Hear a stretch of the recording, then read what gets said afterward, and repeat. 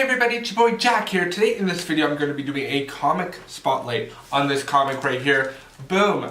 Jughead the Hunger, issue number 1. This is a variant cover. I'm going to be talking about this comic today, how I feel about it, what I like about it, what I dislike about it, and everything around that. Along with that as well, I'm going to tell you about why, personally, I would recommend this comic. Along with that as well, like how I feel about it. So yeah.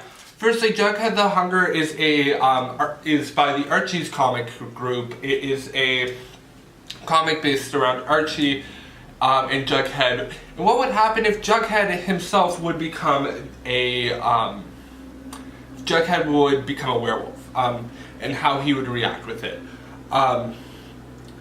It is a really interesting comic. I like it. I think it is a great comic. It's completely different than the actual Archie's series.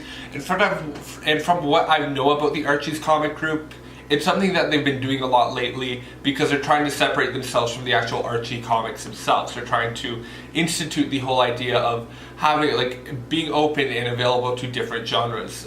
So they've become accustomed to crossovers. And that's what I like about this.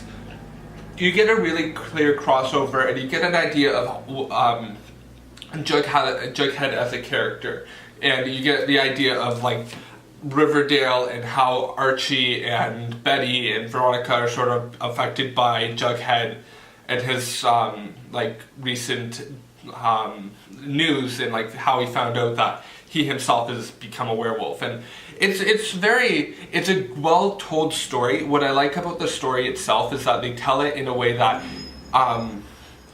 you get a really good idea of the guilt that Jughead has, and how sad he is, and the struggle there and everything. And basically what happens is Jughead runs off to the circus.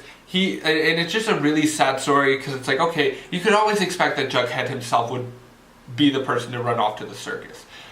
But what's really sad about this is you get that guilt, and you get the whole idea of how he just wants to not hurt people, but he ends up doing it. And it's sad and it's unfortunate, but you get a really good idea of his whole rationale of why he would want to do it.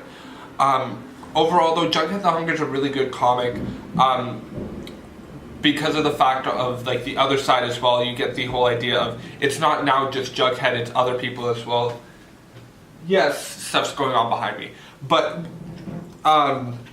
that's what I like about it, is the fact that it's not just Archie, the effect that it has, on Archie, and the effect that it has on Veronica and everything, and it does create a really good story there. So overall, it is a different comic, but I like it because of that. It's not a stereotypical Archie comic, and personally for me as well, I don't think I would ever read an Archie comic just on the basis oh, let's grab it and let's read it, because most of the time the Archie storylines are basically a lot more teen driven, or maybe or more driven to people who've been accustomed to the actual Archie comics. I'm not someone who's really accustomed to it, but looking at this comic, looking at this cover, and looking at the risks that they're taking with this, I freaking love it.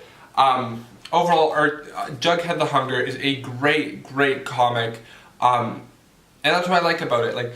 Also, they chose a really great color palette with this. You have a really great contradiction between the two characters themselves, or the two storylines. You get the whole storyline with Jughead, and it's a lot more of the muted colors. You don't get the bright colors. No, they chose muted colors, browns or mustard yellows, or a lot more blacks, grays, to really signify him being depressed and everything. You get a lot more shots where you're not really seeing his full face, you're only seeing about half of his face. And overall, that's what I really like about this comic, is the fact that how they do that, and you really get a lot more of an emotion out of that.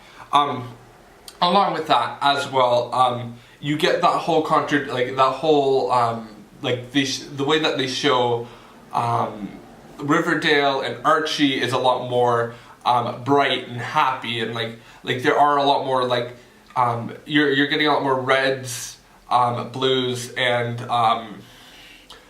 it's not muddled down. It's a lot more normal colors. When you look at buildings, they're a lot more like black, or they're not black or anything. They're more reds, and like there are yellows there and stuff. And that's what I like, is like they really create a really good storyline with the color palette that they choose, and it really helps benefit the story.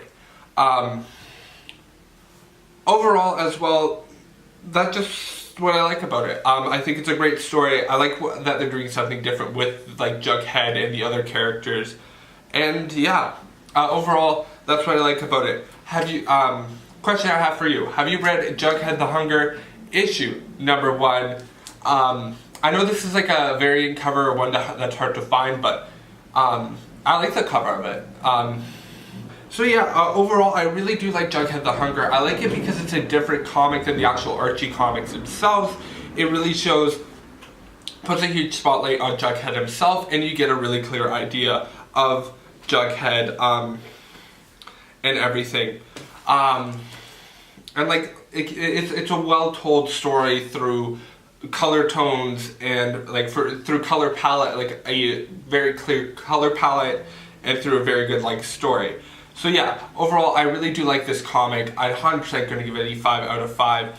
If you want to check out the comic boxer video that this came from, check it out. It's going to be at the end screen. Along with that as well, the comic spotlight for the Batman White Knight series, which was the other comic that I did the spotlight for from this series. So yeah, thank you so much for watching. My name is Jack Skinner. Feel free to like, comment, share, subscribe. Hit post notifications, the little bell right beside the subscription thing if you want to know when I'm posting, but that's just normally Tuesday, Friday. Thank you so much for watching. My name is Jack Skinner. I'm going to order issue #2, and thank you so much for watching. Bye!